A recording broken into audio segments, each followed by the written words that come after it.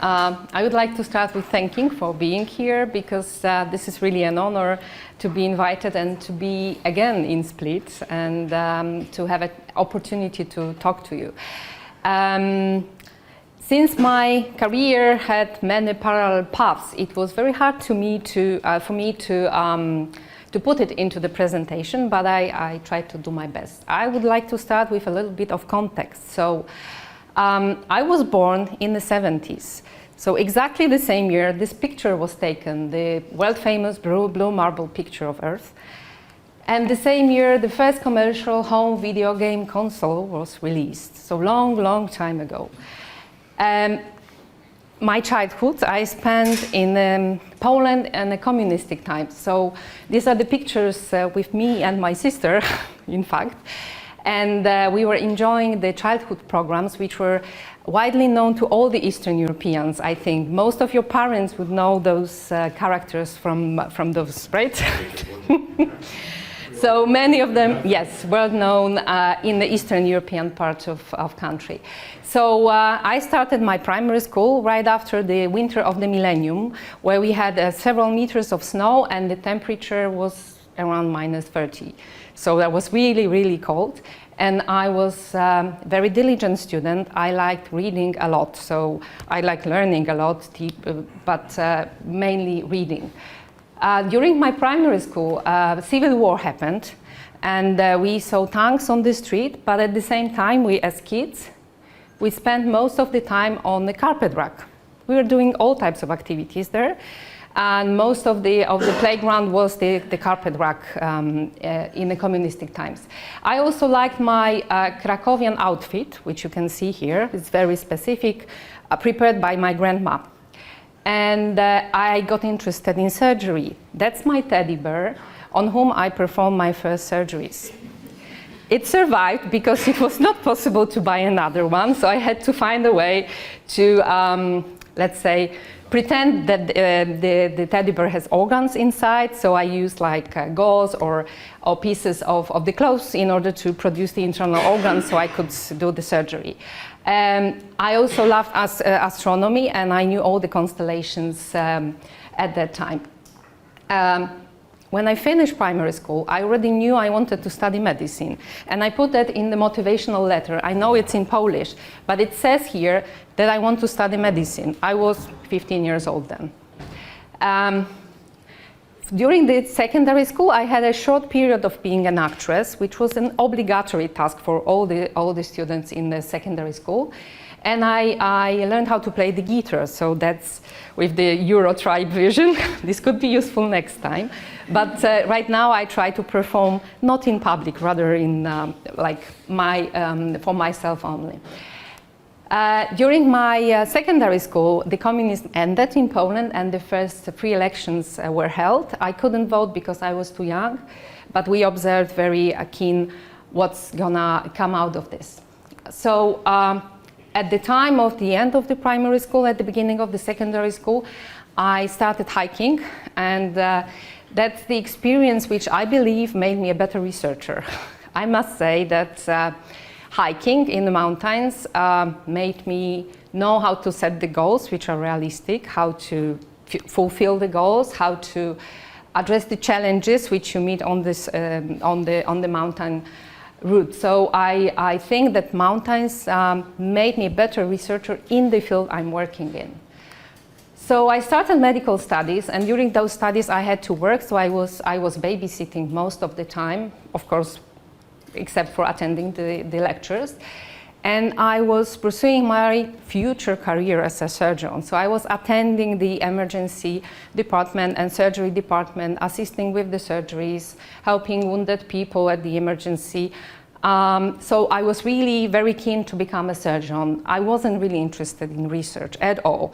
For us, like normal people, research was for the laboratory geeks. That was something which was very distant from us. We wanted to do the normal, proper medicine, surgery in my case, but not really research. So that was also the time when I started my another hobby, which also helped me in my career, which is skiing. In fact, I started skiing. I didn't know anything about skiing. So my colleague took me to the top of the mountain. He put the ski on and he said, you can take the blue one, bye. That was it. And I had to go down on the ski. That was a memorable experience because I felt I don't know even how many times. So I had to get up, put the skis on, go down a little bit, as much as I could, and I fell again, etc., etc. But that inspired me to learn how to ski. So I was taking every second weekend, I was taking the train, 3 hours to get to the mountains, to go skiing with my books because I had to prepare for the exams, and ski. So at the end of my medical studies, I mastered skiing to the extent that I could go down from any mountain, in any conditions. I could walk up the mountain and go down even without the ski slope, so through the forest. So that really helped me being persistent and keeping my goals and keeping what I wanted to achieve. Then I finished the medical studies. I started the studies at the medical academy because in the 50s the universities were divided and the medical school was separate. But then it was rejoined to the Jagiellonian University. So I finished at the Jagiellonian University, and that's not the end. So. My first international experience was a practice which was sponsored by the International Federation of Medical Societies Students Association. You probably know it and you probably used it. For me it was the first time experience to go to the Department of Surgery in Oviedo. I met a number of great people from different countries, but what is important, I went together with my sister by hitchhiking, 3,000 kilometers there. So it was another experience, another challenge which we had to overcome somehow because we didn't have enough money to get there by plane, so we found another way. It took us a week to get there. I was late for the practice, but we got there. We interacted with all the people who were there from all over Europe. We kept in touch with them for a long time, but we didn't come back to Poland then because we got a phone that there is a job in London. So we went to London by hitchhiking, doing some works like bartending, cleaning, babysitting. But what it gave me, it was the confidence in communicating in English. It gave me the confidence in language, in speaking, especially with children. Because children, they don't recognize the need to speak slowly because you're not native speaker. They speak normally. So I had to learn to understand when they speak quickly, and that gave me a lot of confidence, really. So I had to go back to Krakow to take the obligatory internship in a hospital. But when I came back to Krakow, I learned that I got allergic to chromium and nickel, which is surgical equipment. So I couldn't do the specialty in surgery. So I couldn't become a surgeon. So my teddy bear was still safe. So I had to find another path, career path for me. And that's when I met my future boss. His name is Krzysztof Wanda. And he was gathering the team, for the interdisciplinary team, to work on evidence-based medicine and health technology assessment. You're probably aware of evidence-based medicine, what it is. For me, that was like eye-opening experience, hearing about that. I'd never heard about evidence-based medicine during my studies. Probably it was too early. And the health technology assessment was when you added the economical part and you tried to value how much the health effect would cost and whether it's a good idea to cover it from the governmental money. And we were very enthusiastic in that interdisciplinary team. All of us were young. We're spending all the time together. We were working from the morning till the evening, then we were going for a beer and still working and discussing projects. So we felt like pioneers because nobody heard about evidence-based medicine or health technology assessment. So we had to really develop everything from the scratch. So we had to develop the methods, we had to develop the ways to do it. And Krzysztof, he was a visionary and he was setting the challenges for us. So nothing was impossible. Sky was the limit. So he told us we have to find a solution for a certain problem, and we were working towards finding that solution. And I think that's when I learned that the team effort is sometimes fun. That's one thing, but also it brings different perspectives, and it brings additional value to whatever you do. But that was still not research, because I didn't even think that it could have been perceived as research. At that time, at the National Center for Quality Assessment in Healthcare, we were teaching evidence-based medicine, but we also had a chance to attend the conferences like Cochrane Conference or Health Technology Assessment conferences. We were participating in a project on developing the basic benefit package, so what is covered by the state for the people in the country. And that was the time when I met Peter Getche. That's the picture from 2000, so over 20 years ago. And Peter Getche was the director of the Nordic Cochrane Center. And when I heard about Cochrane for the first time, it was even better than evidence-based medicine itself, because it was systematization of everything we could think of. The evidence-based medicine was just a simple question, but systematic review was something, wow, we could do it. We learned how to do it. So that was really something which influenced my further life a lot. And I started being a contact person for Cochrane, and that lasted for several years. My mentors at that time, I already mentioned Krzysztof Wanda, but my big boss was Professor Rafał Niżankowski. He was the one who brought the ideas to Poland. So he brought evidence-based medicine, health technology assessment, and before accreditation and quality improvement. He taught me that sometimes you need some lobbying, you need some political will, and you need opportunities, and use those opportunities in further life, so you can make happen some things which seemed to be not possible before. Professor Jos Kleinen, he's the founder of Cochrane Netherlands, but when I met him, he was the director of Center for Reviews and Dissemination. And he taught me about the power of networking. So he taught me that what you take from the conferences is not the knowledge. Of course, it is. But the most important thing is networking, meeting people, keeping the relationships open, talking to people, and starting the collaboration even when you attend the conferences.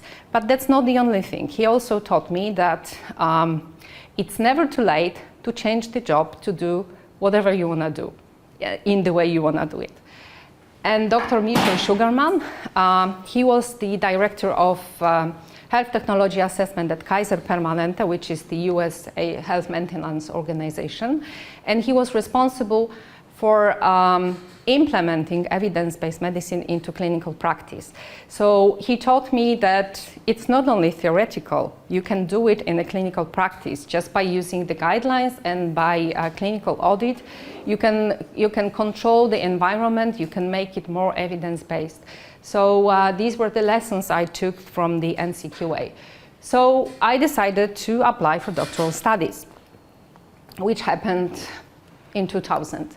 I couldn't apply for medical sciences, let's say clinical topics, not theoretical topics like mine.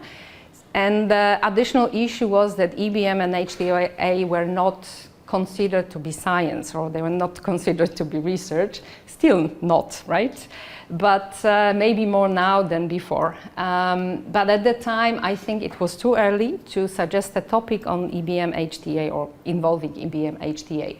But it wasn't the only reason that it was not recognized. The other reason is shown here on the learning curve. And I learned that recently during my recent studies. I thought I was here when I was starting the PhD, but in fact I was here. So I was at the moment of wow, I thought I know everything, I am an expert, I can do everything, but then I learned that that was just the beginning, and when I go deeper, I had to learn more, I had to gain the skills in order to to be able to do what I planned to do, because my knowledge was too superficial, too general. So I had to go deeper in order to be able to do what I planned to do. So during my PhD training, thanks to Professor Jos Kleinen, who recommended me for the fellowships, I've been able to undergo some trainings at the Erasmus programs, but also I got a Marie Curie fellowship at the University of Sheffield, where I learned the health economics part, which I needed for my PhD, and I show you in a minute how it looked like, or how I implemented that knowledge. They had mountains there, very nice mountains, Peak District. I really recommend going there if you have time. It's close to York, it's between Sheffield and Manchester. And after I came back, I got married. I know it looks very serious. But that's the picture, which, or the type of picture which used to be taken in villages in Poland. And it is called monidło in Polish. So you have, it's a black and white picture and a very serious position, and the bride and groom are seated. So we had to take this picture. So I got my PhD degree in 2006, and the topic of the PhD is very long. So it's determining the possibilities of using evidence-based information in decision-making in healthcare on the example of cost-effectiveness analysis of methods used in smoking cessation. It sounds really scary. And I wrote a very, very thick book, a monograph about all of these things I did during my PhD. And the only person who read it critically before the peer reviewers was Professor Roman Jeschke. He really understood what he was reading, and he gave me some very good comments.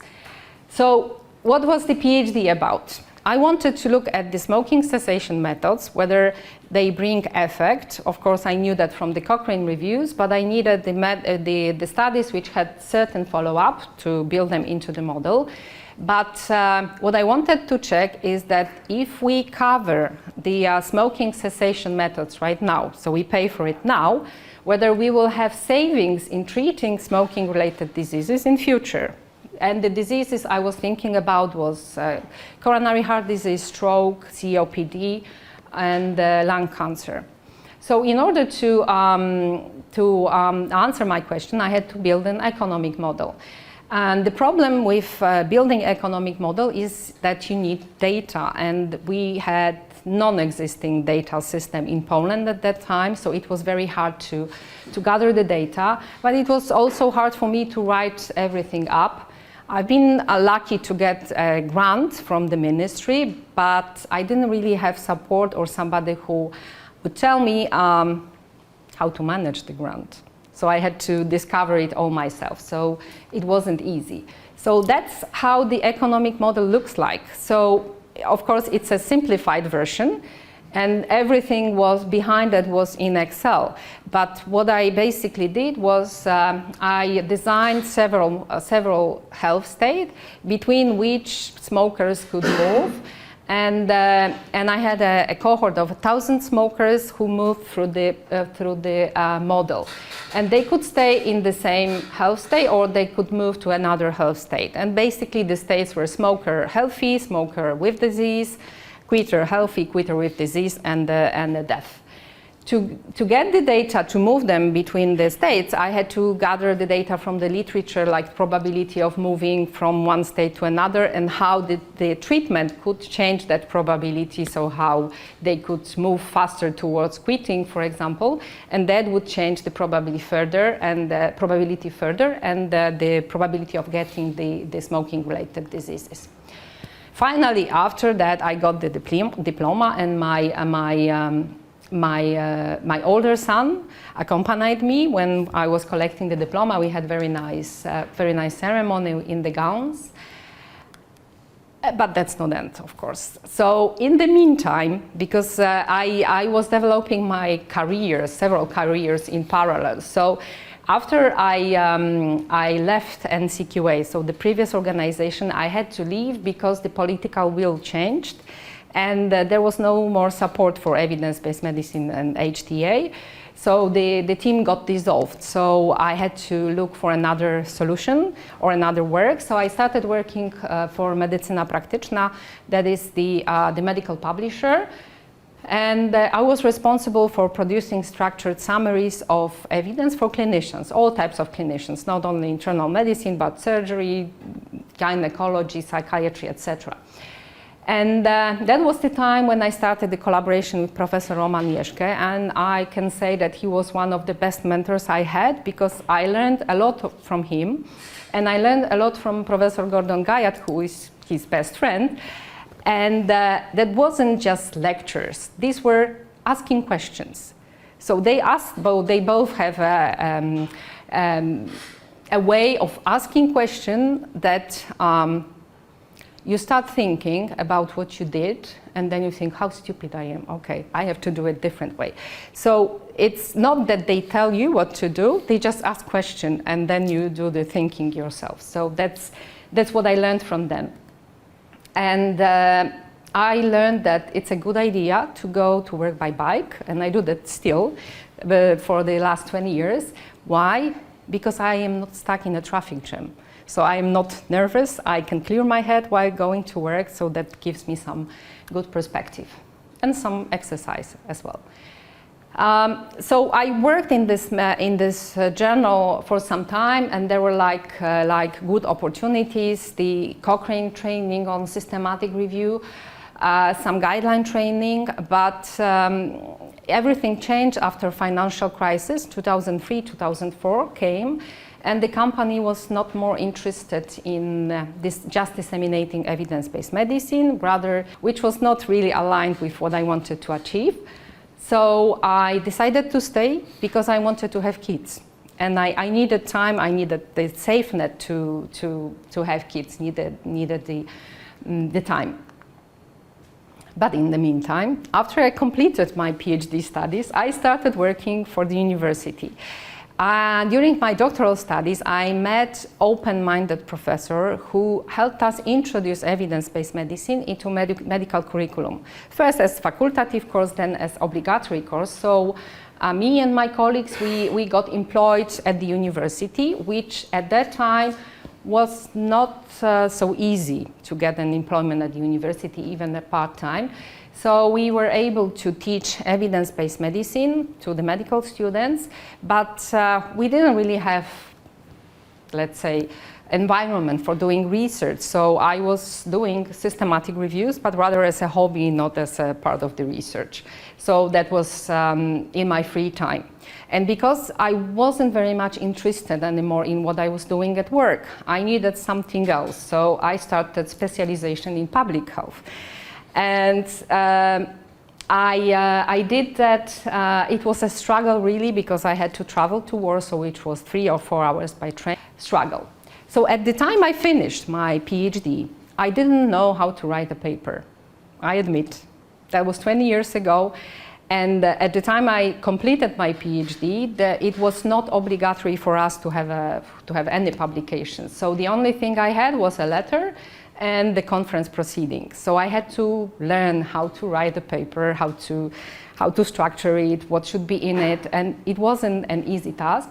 But I used my PhD topics to submit some publications in the, let's say, friendly journal, which was published by the same publisher.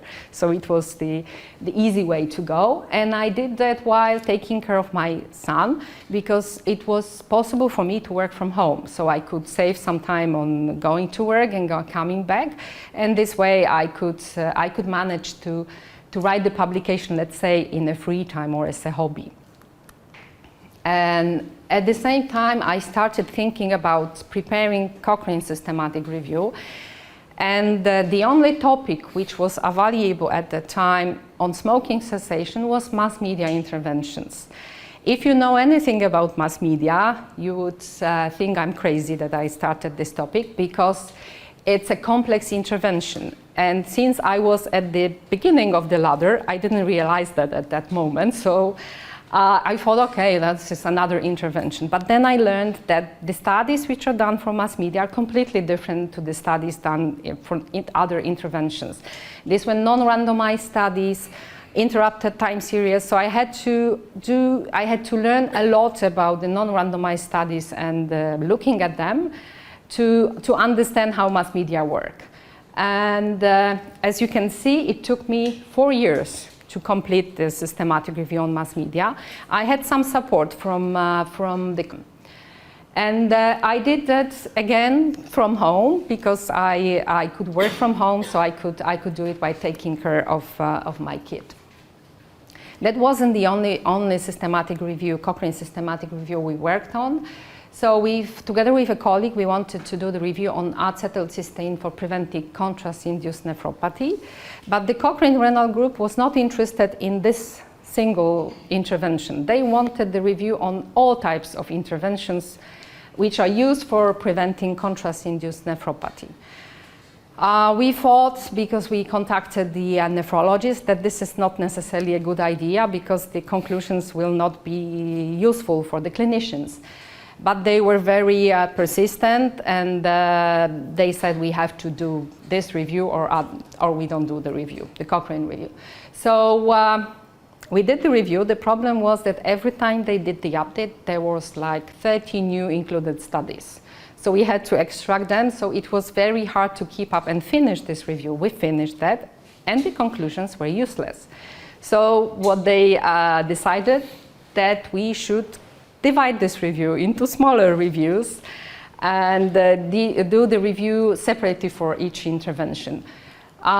We've managed to divide the review to prepare the protocols, but then we didn't have enough strength to finish those reviews. So that's the failure we couldn't overcome because we were so fed up with this collaboration that we couldn't finish that.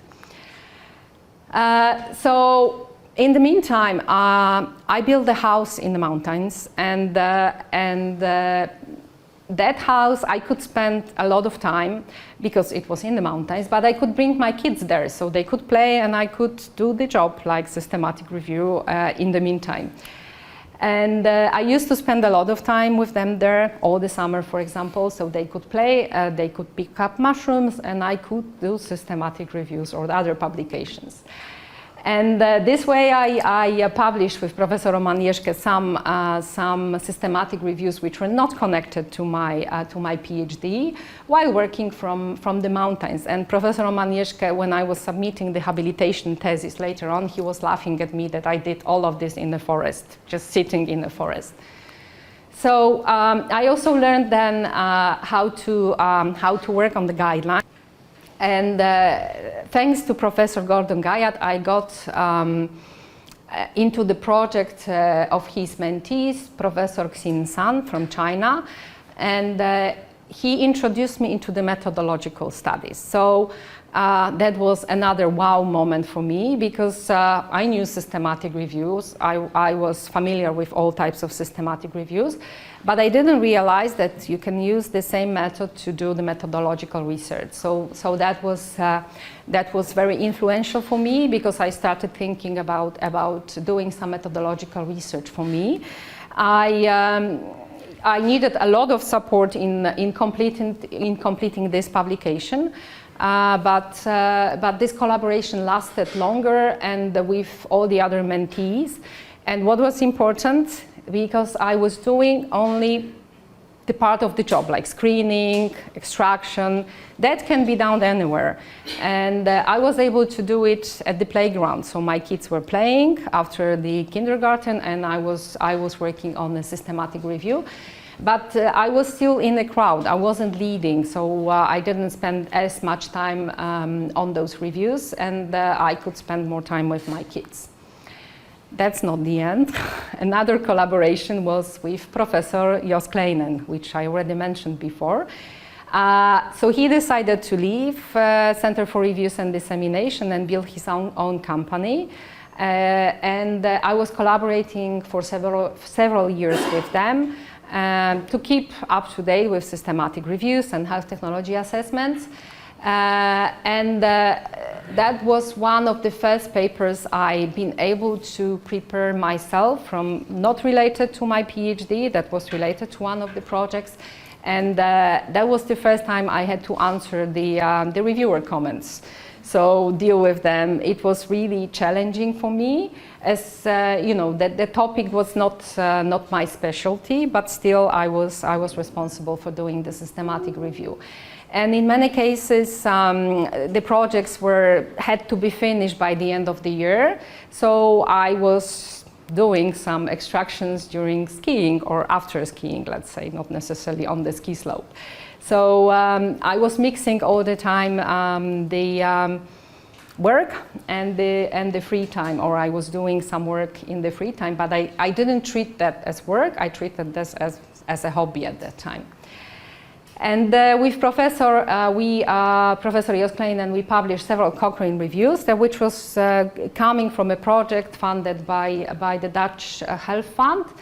And I called these slides holiday updates, because when we were driving for holiday with my husband, he didn't really believe in my skills, driving skills, so he wouldn't let me drive. So I had nothing to do when we were driving for several days to, let's say, Greece or to Dalmatia. So I would take my computer and do some extractions or screening. So, you know, I had something to do because kids were asleep. That's why it was holiday updates. And the most important project I participated in, and that formed the basis of my habilitation, was the project about how the patients with diabetes are treated in Poland. So that was the project of acronym ARATEUS and 1 and 2. And what we did, we asked physicians what is the clinical path of the patients with diabetes. And then we checked what they do against the guideline recommendations. And we discovered some inconsistencies. And I prepared the reports that was done in collaboration with the drug producer. But there was the cross-sectional study, so I learned how to do the primary studies too. So I left Medycyna Praktyczna because at that time my kids were bigger and I thought I wanted to do something else, and I really was fed up with doing the structured summaries all the time. And my boss said that I can do something else, but provided that I do all the work I was supposed to do. So I could do some additional work on the top of the usual work. So I got a job offer from the Regional Sanitary Epidemiological Station, which is like a sanitary police in Poland. I went there to work as a director, so completely not research-related position. And that taught me, that gave me a lot of confidence, and I submitted my habilitation thesis then, because I left the previous place of work. Again, it was health sciences, because my professor, my mentor, she told me that medical sciences would not accept systematic review, even as a part of the habilitation thesis. And at the time, I did the specialization in epidemiology because I was working there. So habilitation degree, the ceremony is in one of the oldest buildings of our university, Collegium Maius, and it's a very nice ceremony in gowns. You have a rector and all the professors. It's a very, very nice ceremony. And that's again my husband, a few years later. So I was, while working there, I was still doing systematic reviews as my hobby. And of course, I learned some managerial skills. I learned how to introduce change, because we had a lot of people involved in the sanitary police. These were like few thousand people, and we had to do the reform in this sanitary police. It was challenging, but I wasn't the big boss, I was just the deputy director, so the big boss was the driving point, and I learned a lot from him about how to introduce change, how to talk to people, how to educate them, how to convince them that we need that change. But most of that work was clerical stuff, so I needed a push to start leading and to go up on that ladder I already showed you. So why I decided to become a full-time researcher. So I got invitation from Dean at that time, and then rector. He asked me to come, and he told me that he's interested in having Cochrane at our university, Cochrane, Poland. And I had some experience in developing Cochrane. That's why I've been able to establish Cochrane Center. And at that time, I also contacted Livia, and I'm really grateful for sending all the materials how the Cochrane Croatia was established, because it was very helpful for me to work towards establishing the Cochrane Poland. But I say that I did it through the back door, because I came back full-time to the university once I had the habilitation. So once I was established researcher somehow, I had a lot of publications.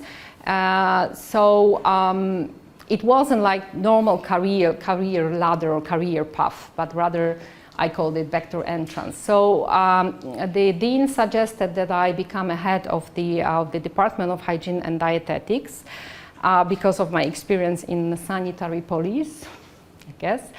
But the problem with that department was that let's say the culture or the traditions were different to the traditions I was used to. So it took me some time to let's say introduce some changes, but it was worth it. Right now it works well, and most of my time I was spending on managing, unfortunately, an organizational job and not much time for research. And then I got a suggestion to become the head of the chair of the epidemiology and preventive medicine, and that opened new door for me because I had a department of medical sociology. That's when I met sociologists for the first time, and when I learned about the qualitative studies for the first time. I didn't know much about them, and I still know a little. I'm at the first step, but I'm trying to learn more. And that opened new door and new possibilities for collaboration. But still, many people had doubts whether it can be considered a science, what we do, and whether systematic reviews are the proper publications, and that maybe it's not a good idea. The main problem was that something which was my hobby and which I treated as something what I like doing become my full-time job. So it was very hard for me to set the boundary where the work finishes and where the free time or hobby starts. And I must admit that I failed a little bit at that, because I was working like from the morning till the evening doing either work or hobby, but all the time systematic reviews. So it took me time to realize that I need to stop that. So I started collaborating with students. We had a lot of projects together, some of them still working with me and are members of my team. And I've been able to support the authors to produce some Cochrane review. At that time, I represented Cochrane at several conferences. Started the conference collaborations, even had a picture taken in the typical Korean outfits at the conference. And then I learned about the values and preferences systematic reviews, and I knew about that because when we taught evidence-based medicine, we were always telling students that, or the physicians, that they need to take into account values and preferences. But because I wasn't a clinician, I didn't really understand how they can do it or how we can measure the values and preferences. Only then, when I started doing systematic reviews in that topic, I became more aware of what it means. And reaching out to Brad Johnston, asking him whether it's possible to begin the collaboration, formed the evidence-based nutrition now, but before it was called NutriRex. And that's one of the most fruitful collaborations I've entered. And we started with publishing a protocol. We are going to produce the guidelines, and those guidelines will be the best guidelines in nutrition ever, using great methods, etc. And we published them. We published guidelines on red meat, and the recommendation was suggestion that you can continue current meat consumption. And that caused a lot of media storm in US and in Canada, not in Poland. Polish newspapers were not interested, but in there, Brad Johnston and Gordon Guyot were giving the interviews all the time, talking about those guidelines and explaining why we gave this recommendation. Nobody noticed that that recommendation was from individual perspective, not the public health perspective. So from individual perspective, the health effect was so small, and the unwillingness to change in people based on the systematic review was so decided that continuing current meat consumption would be the right recommendation. That's what panel decided before we came back as evidence-based nutrition. So we started doing the primary studies because in systematic review we found that not all the studies are answering, or most of the studies are not answering the question we wanted to have answered, not directly. So we started doing the studies in Canada, Spain, and Poland, and thanks to involving sociologists, those studies were usually mixed methods, quantitative, qualitative, and we learned that people are really not willing to change their meat consumption, especially, and we showed them what is the effect. That collaboration is still ongoing. Right now we are working on guidelines on saturated fat, and that resulted in a primary study done in 7 countries, including Croatia as well, but also China, Brazil, Canada, US, and Spain and Poland. And that study hopefully will be published soon. And we met during the Global Evidence Summit in Prague in the team even with Chinese who were there. That's not the only thing we've been doing. We also took care of educating nutrition. We used the user's guide produced by Professor Gordon Guyot, published in JAMA, and we produced the specific user's guides for nutritionists and dietitians, so they can learn more about using evidence in clinical practice. That's not all. I wanted to look for my own space related to nutrition because of the department I was involved in, and I was interested in some methodological work. So I got a project and looked at the quality of the systematic reviews in nutrition cancer prevention. Of course, most of them, like 99%, were critically low quality according to Amster assessment. And but I learned a lot about the reviews in nutrition, and that was very good experience for me in terms of gathering experience also in leading and managing the grants. So finally, I got professorship, and professorship in Poland is awarded by the president in a form of this, exactly, it looks like this, the white piece of paper. When he says that he's awarding you the professorship, that's it. There is a ceremony in the presidential palace, but I didn't attend that ceremony. I asked to have this diploma.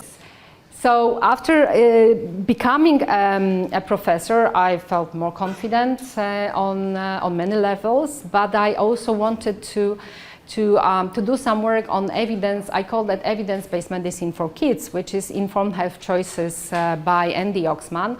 And we started by looking at the critical thinking in educational materials during COVID for children. And then we've been able to obtain a project and do the cross-sectional study about the level of critical thinking or making decisions in children in primary schools in Poland. And I consider that project one of the most important because I can see how that may influence future decision making in those kids who will become adults later.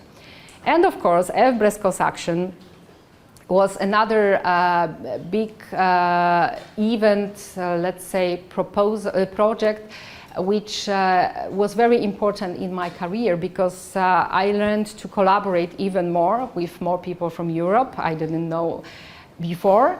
And we collaborated on teaching evidence-based medicine, again the systematic review, but also the reporting.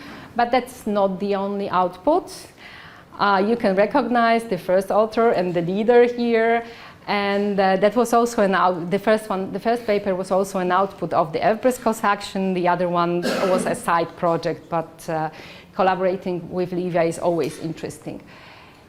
So finally, let's say last but not least, the great working group involvement, and I think that's like the top of evidence-based medicine in the world. The first great meeting in Krakow took place in 2003, long time ago. And we had one in 2002, and what I can say, I think it's one of the most open informal collaborations. Anybody can sign up for the project, and when they contribute, they will be listed as authors, but you have to contribute, not just the name, something else.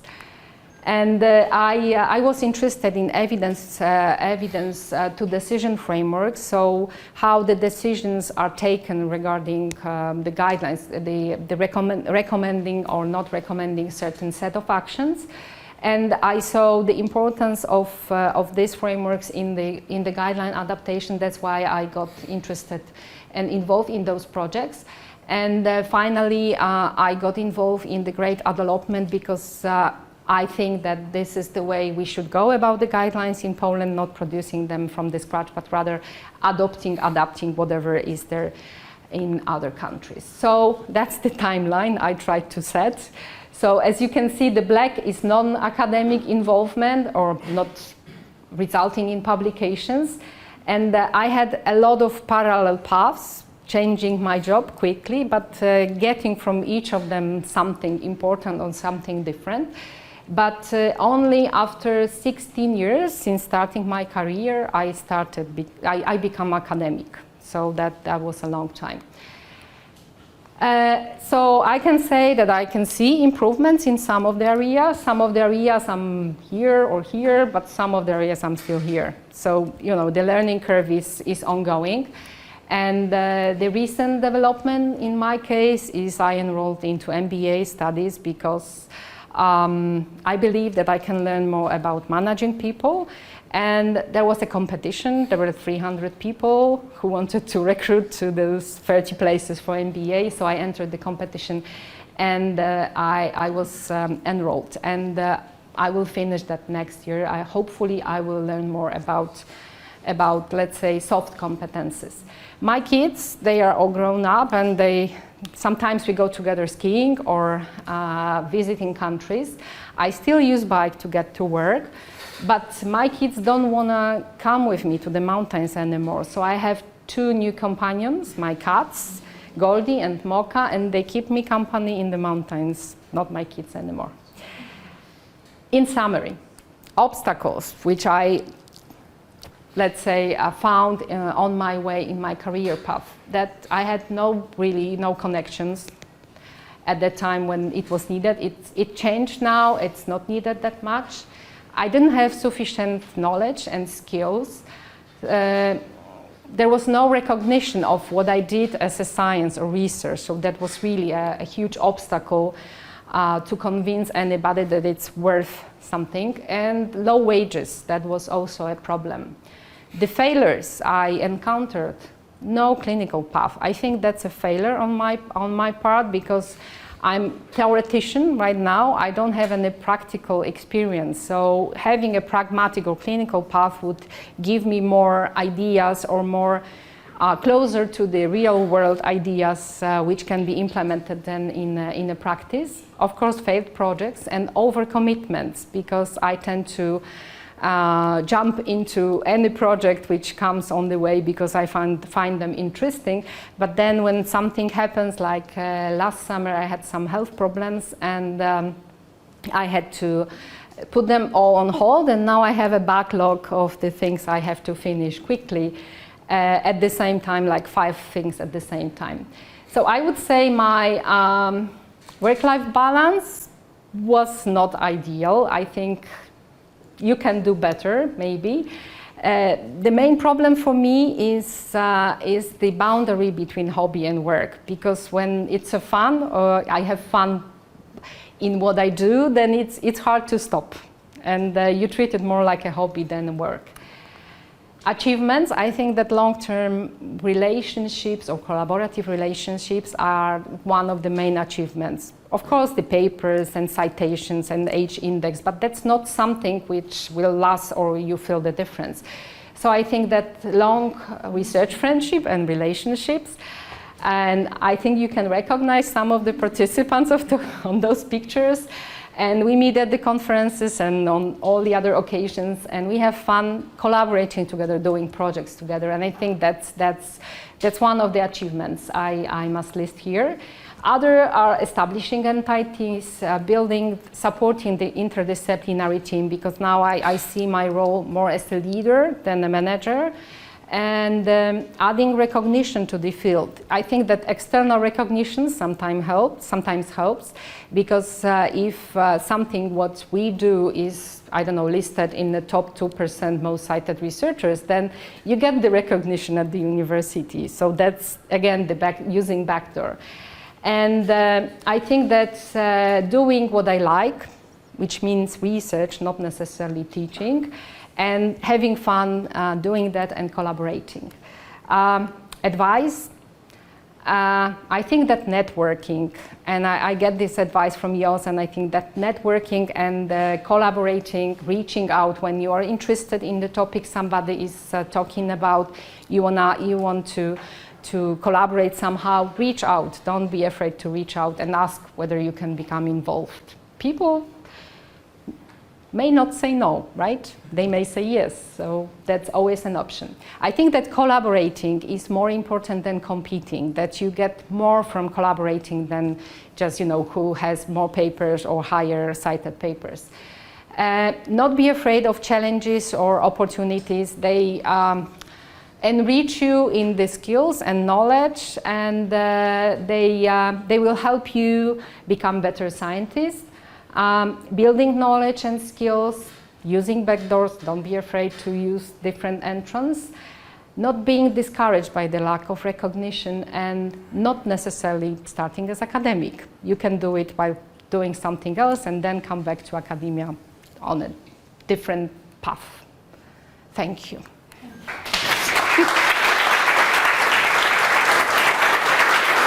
Almost on time.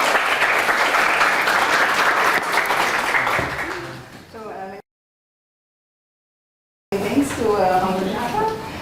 This was very fun, very inspirational. So I took some notes. She can score my note taking to highlight something.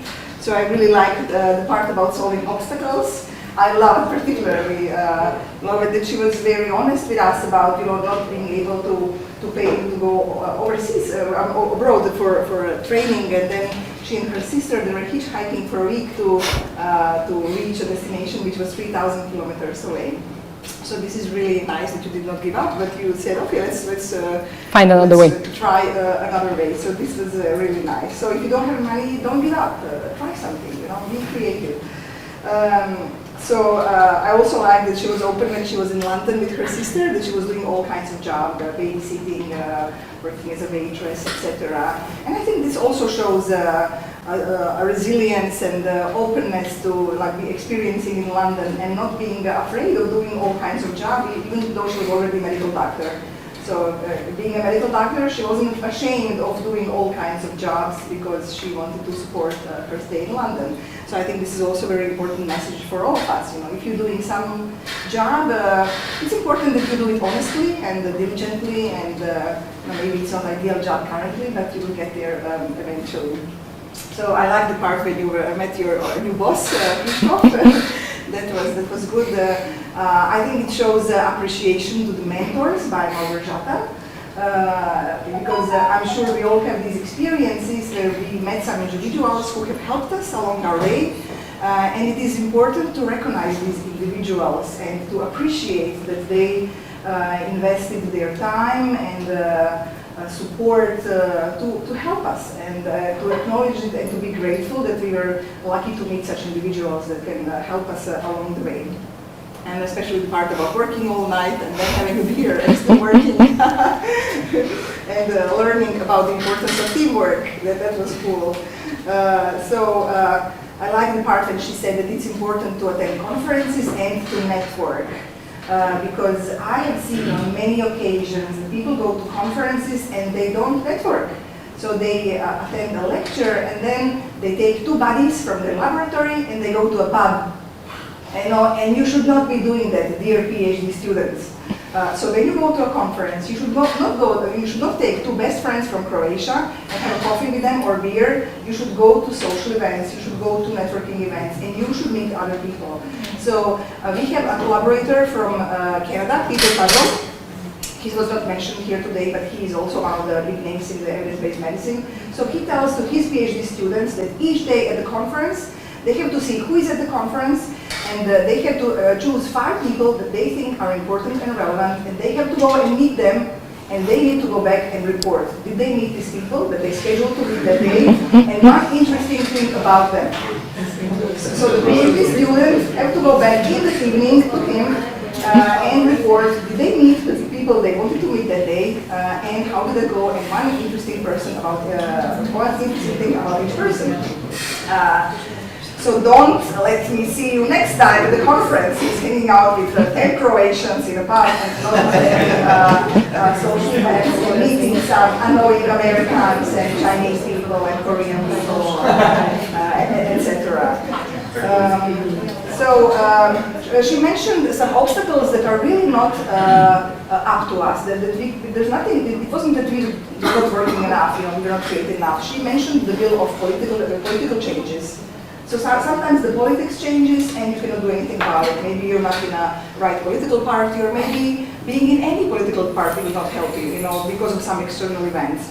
But you have to adapt, you have to move on, you have to find a way how to go forward despite the political situations. Going to work by bike, I love this. I don't have a bike, I don't go to work by bike. I'm afraid I will get killed. You just have to get used to it. I'm very risk averse. So once I got a gift. It was an electrical scooter. I never used it. I'm afraid of it. I'm afraid I will die. But I admire that she goes for multiple kilometers every day to work and back. So it's good. Some people are not afraid of bikes like me. I'm not afraid to die. Great advice. So then she mentioned financial crisis. So it wasn't a political crisis, but it was a financial crisis in Poland in 2003, 2004. And then again, the place where you work for, maybe they don't have funds for you. Maybe, they have to cut your hours. Maybe you have to take on additional jobs. And so she persisted still. And so she mentioned multiple times research as a hobby. And I'm sure that many people here can relate to that.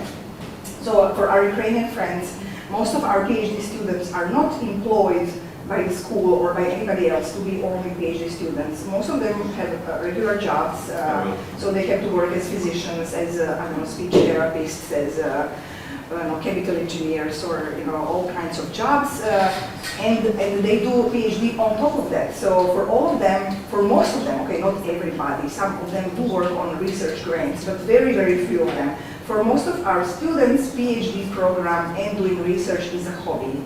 But it's good that you're investing in yourself, and this will be good for your career, and it will pay off. So right now, it's very hard for you being PhD students and doing your regular jobs, which are, I'm sure, very demanding. Many of you, I don't know exactly what everyone is and you are doing, but I know for many of you that you have very demanding jobs, being heads of very complicated departments, doing night shifts, not being in a position to decide your own working hours. You have a boss who will tell you will work this Tuesday and Thursday and Friday and Saturday and again, and you have to replace colleagues who are on vacation, etc., etc. But this will change, You will not be younger forever. So then it was very interesting to me how she said that when she ended her PhD, she didn't have writing skills. So she ended the PhD and she wrote one letter and one conference abstract. But I hope this is changing, and with time, it's now recognized that in biomedical and health sciences you should do publications as part of your PhD. So hopefully this is something that PhD students today won't have to face, or at least it should be a standard. And they learn during the classes, during the doctoral program, at least now in Poland. So yeah, they have to do the publications in order to complete the PhD. Yeah, also in Croatia, our medical school has always been a forefront on being the most difficult school in the country, requiring students to publish one paper and then two papers and etc. Next year it will be three papers. And then she was also very honest with us about her failures. She described a situation where she was asked to do a Cochrane review, which was very complex. It was made complex by somebody else. It wasn't the decision of her and of Malgorzata and her team, but that eventually ended up in a failure. That they developed eventually multiple protocols that had to be abandoned.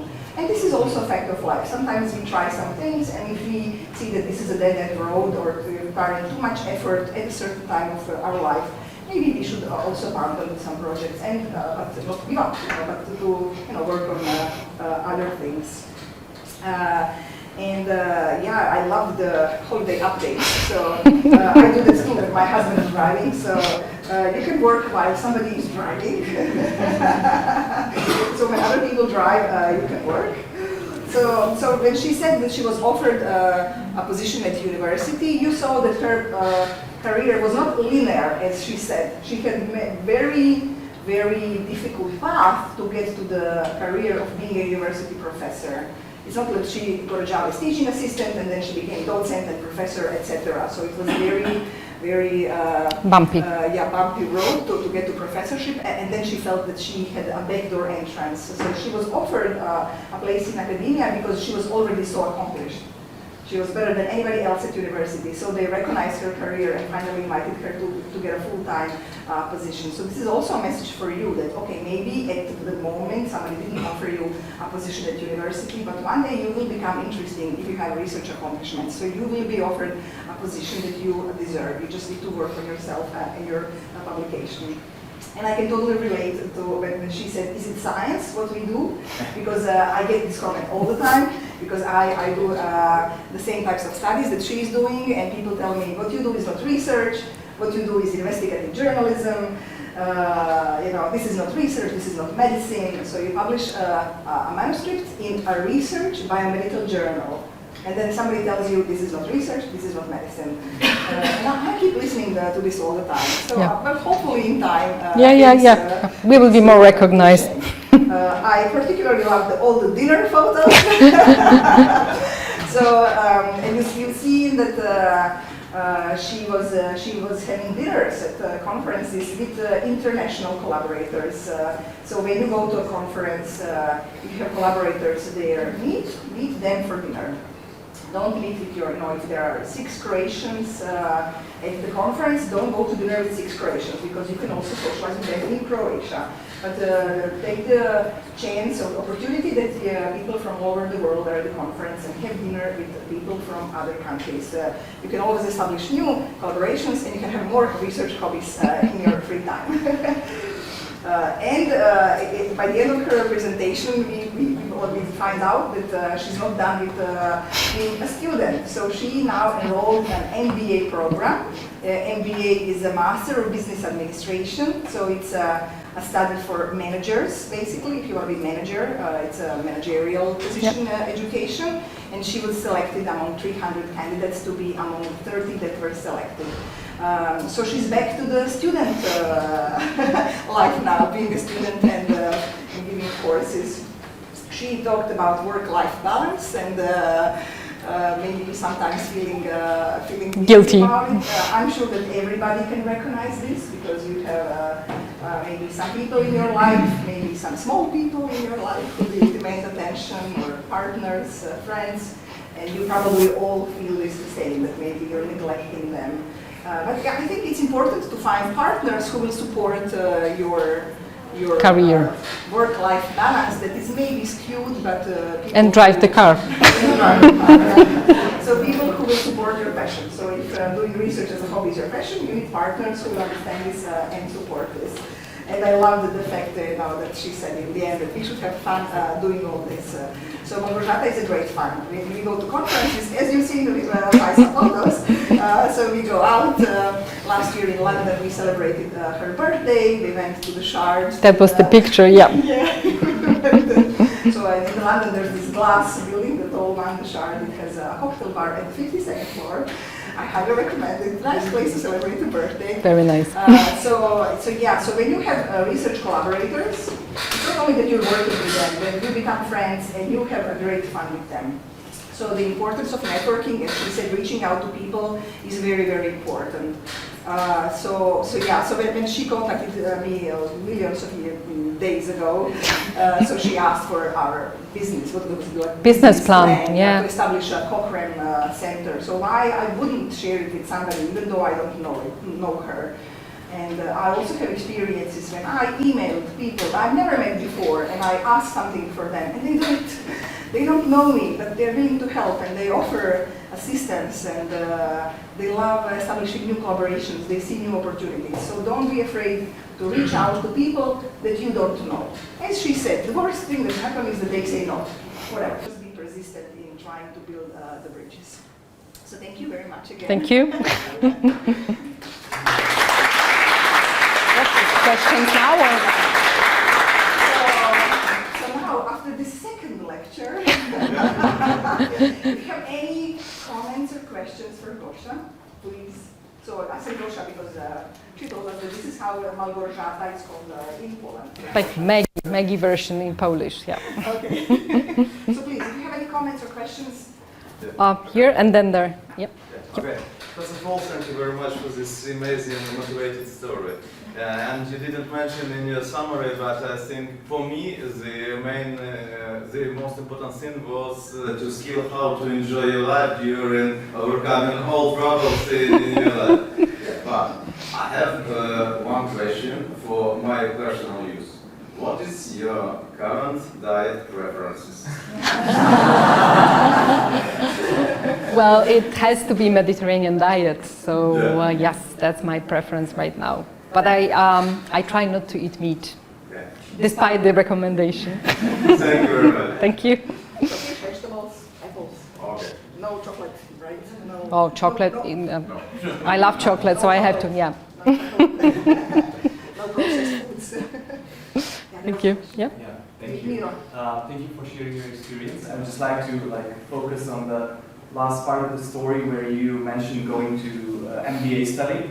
Could you please share a bit more details about why did you choose that, since that's kind of more a managerial position, as the professor said, and mainly in the field of economics, and I'm just interested in how do you combine that with your primary role as a researcher?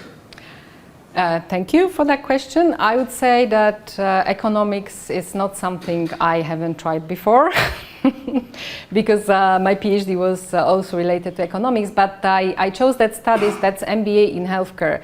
So that's MBA for people at different places in the healthcare system, and I wanted to be closer to, let's say, the real life, the pragmatic life. So I was thinking that maybe at some point I will change my job again, maybe, maybe not. I was thinking more about learning about the soft skills, so dealing with people, although I have some experience, but I feel I'm lacking more knowledge or more recognition how I should deal with some problems, conflicts, etc. So I thought that I could learn there how to do that. Thank you. Romana? Hi, my name is Romana. Thank you for this inspirational lecture. I'm an information specialist and I do mostly research in economics. But for work I started doing systematic literature search for systematic reviews and HTAs. And what I've noticed with researchers and clinicians is that they reject systematic reviews as a science. I mean, they say it's because it's not primary research, but when looking at where some of them published and reading between the lines of some of their comments, it is as if they are afraid of the judgment. They don't like systematic reviews grading them with other research of the same type. So my question is twofold. What is your experience with the reasons why they reject systematic reviews as science, as something important, especially when given that Cochrane systematic reviews with meta-analysis are still the golden standard of evidence-based medicine, because they are. And I forgot the second part. You can add later. Thank you for this question. So I would say that many people think that doing the systematic review is just doing the search in PubMed, and then you just gather somebody else's results and together, and that's the publication you make out of it. So once they learn that this is a systematic process, that you have to approach it in a certain way. Even the PhD students during the courses, they learned that what they did was not necessarily systematic review. They appreciate how this is done, but then they say, okay, so what if I don't do the protocol? Then why is it worse? So they still don't understand why the systematic review is not a systematic review in this case. But mainly, I think that it's still valid what you said, that they are afraid, if they're primary researchers, they are afraid about the evaluation or judgment on behalf of a systematic review team. But it's more, I would say that it's more related to treating systematic review as any other review. So they don't recognize the difference between systematic and non-systematic review. And in Poland, some of the universities, they even said clearly that systematic review or meta-analysis cannot be a part of habilitation. They have like recommendations for the candidates. You cannot have this publication as a part of the habilitation cycle. I guess this is also because many of the systematic reviews, they are not trustworthy. Let's say articles calling themselves systematic review, and people don't know how to differentiate between those which are trustworthy and those which are not trustworthy. So it's easier to say no than to, think too long about whether it's trustworthy or not. I hope that answers. Answered my second question that I remember. Okay. Of systematic reviews and now the scoping reviews, everything is a systematic or scoping review or a record review now, but a lot of them are like a very low quality. Yeah, we call them factories, the places where produce a lot of papers without proper systematic process. Yeah. Thank you. Thank you. You try to give a rational arguments for those who are not accepting them, but I think that in most cases it's completely irrational. So you can't fight with rational arguments. I heard hundreds of different arguments against systematic reviews, and none of them was irrational. That you Yeah. can rationally explain. So Yeah, but you're trying to find the rational because you're doing what you do is rational.